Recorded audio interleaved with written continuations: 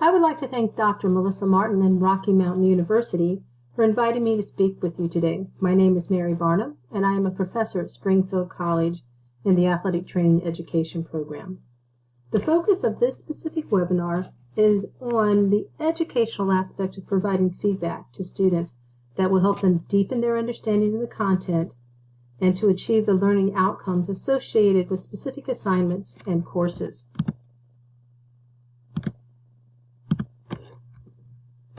Although it is difficult to make a webinar interactive, it is my hope that you will be able to stop this webinar at certain points in order to apply information presented, or at the very least, just jot down notes on techniques and information that you can apply later.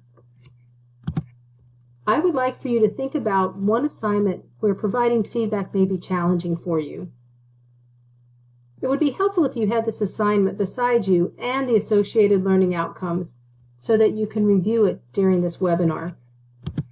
I want to provide opportunity for you to think about and reflect upon how you currently provide feedback and ways that you can change, improve, and grow. I hope to provide you additional tools for your feedback toolbox. Feedback toolbox? Yeah, for your feedback toolbox. And that you can use after this webinar has been completed.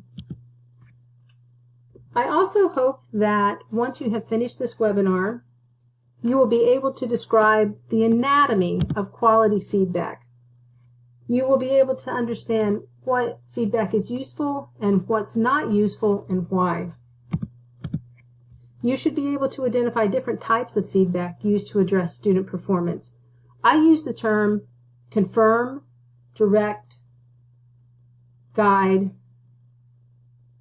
as potential labels for types of feedback that you can provide. I hope that you will leave this workshop with at least one new strategy for providing feedback. And finally, I hope that you will be able to utilize appropriate feedback strategies to assist students in achieving specific goals. All right, so within this webinar, we're going to be doing a couple of different activities. The first activity is I'm going to give you an opportunity to reflect upon your current practices. Then we're going to examine what RMU students say about how their current teachers provide feedback. We'll delve into a little bit of literature about what makes quality feedback. Then we'll look at how feedback and outcomes assignments are linked. I'm going to give you opportunity to do a few individual activities, present you with some different strategies, and then we'll move right into the summary slide at that point.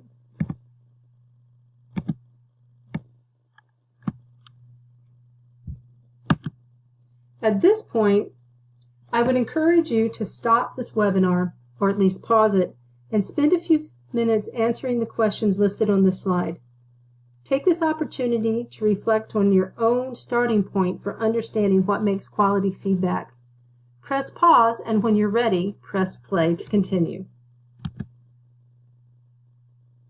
Now that you have had time to reflect on what you believe are your strengths and areas for improvement regarding providing feedback, let's see what the students at RMU think about faculty's ability to provide quality feedback.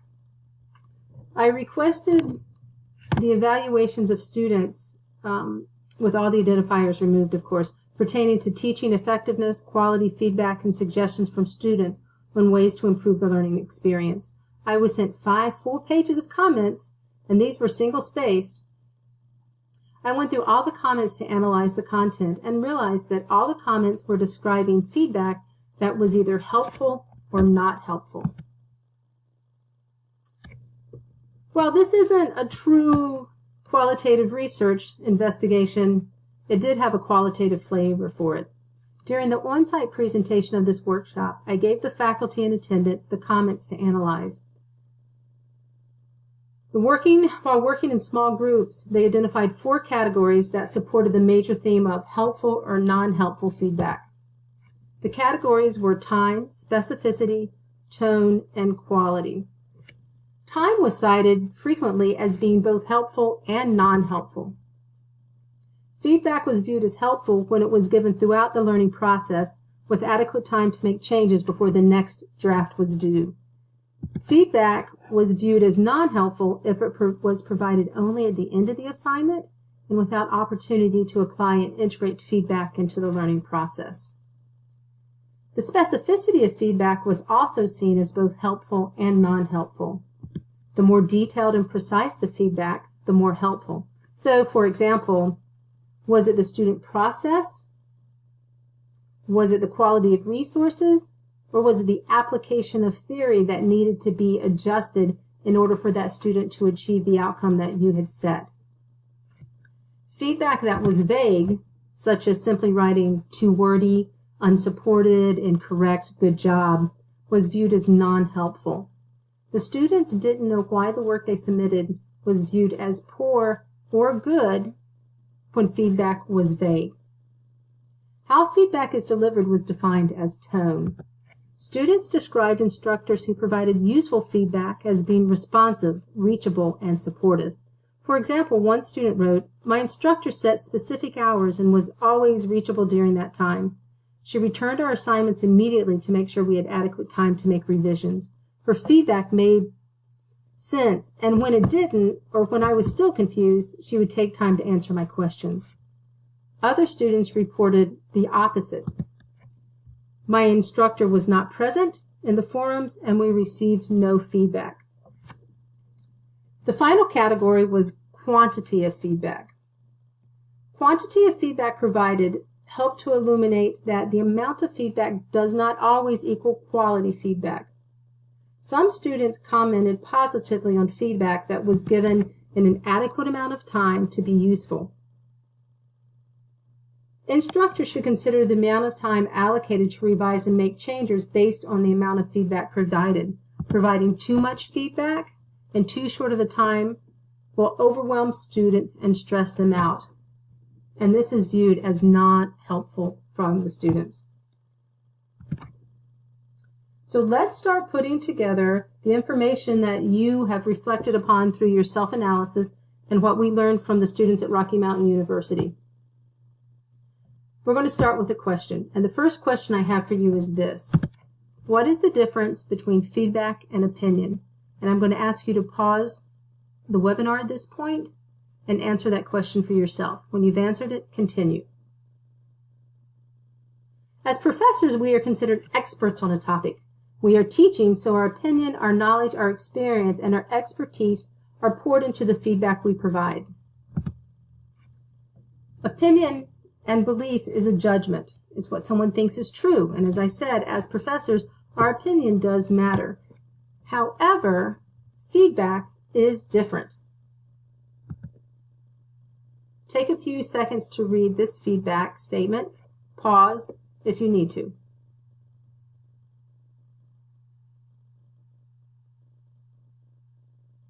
The purpose of feedback is to help the learner close the distance between the current knowledge and abilities and desired knowledge and abilities, and that's very different from opinion. Take a second to look at this opinion statement. I would like for you to again hit pause, and I want you to rewrite this opinion statement so it is a feedback statement. And when you're writing this feedback statement, think about what the students at RMU told us about what they feel is helpful.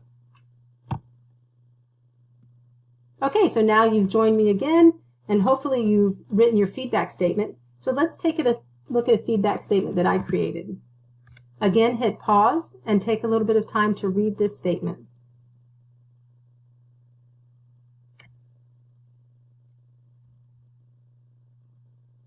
The point I want to drive home here is that while your opinion will and should influence the feedback you provide, the student is looking for and needs feedback, not your opinion. Remember, the purpose of feedback is information that you provide to the learner that will reduce the gap between current performance and desired goals.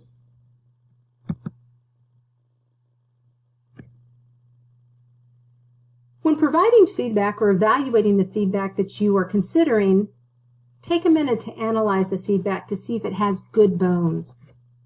First is something that we like to call goal reference. Does the feedback contain information that will assist the student in advancing toward successfully reaching the intended outcome?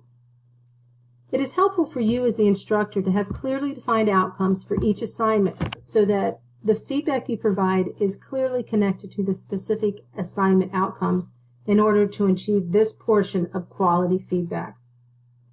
Second, the feedback needs to be specific. We learned this from looking at what the students at RMU told us. Feedback needs to be very specific, drawing the learner's attention to very tangible cues. For example, you may have the student participate in a standardized patient encounter and video that experience. You can draw the student's attention to certain word usage and or tone by allowing the student or showing the student how changing their tone or choosing a different word could change the outcome of the interaction. You have provided that student with tangible evidence of how to advance their abilities and advance their knowledge. The feedback also needs to be transparent. We don't want the student to have to interpret the meaning we are trying to convey. Simply writing confusing or poorly connected or using symbols to convey feedback does not provide the student with useful information and does not convey to the student the reason behind the feedback that was given.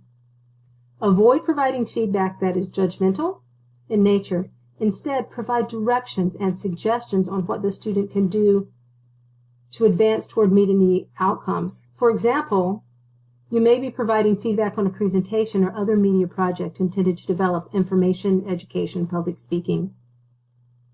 While the content included within the student's presentation was outstanding and met all criteria, you notice that the font and color choices may pose a challenge for those with vision impairment. If you were to incorporate the concept of specificity into the feedback, you would be able to point out these things to the student and give them direction on what needs to be changed and why. Quality feedback is also user-friendly. Overloading students can shut them down. When looking at the overall picture, what aspects of the assignment needs the greatest amount of attention? This is where providing opportunity for multiple drafts and multiple reviewers may be helpful. If we overload the student with all the changes that are needed all at once, they get lost. User-friendly also means providing them with the resources that are available. You know, if we expect them to use a certain writing style that they have not yet been taught or do not have the access to appropriate resources for self-checking, then we have not provided user-friendly feedback. Finally, the feedback needs to be timely, meaning they need time to apply the feedback in order to make the changes so that they can progress to their ability in meeting the outcomes before the final grading assignment.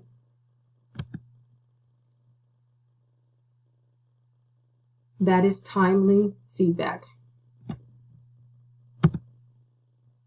There is a very strong relationship between feedback and outcomes and assignments. We design assignments in order for students to have the opportunity to practice what is needed in order to meet the outcomes that you have designed for that assignment.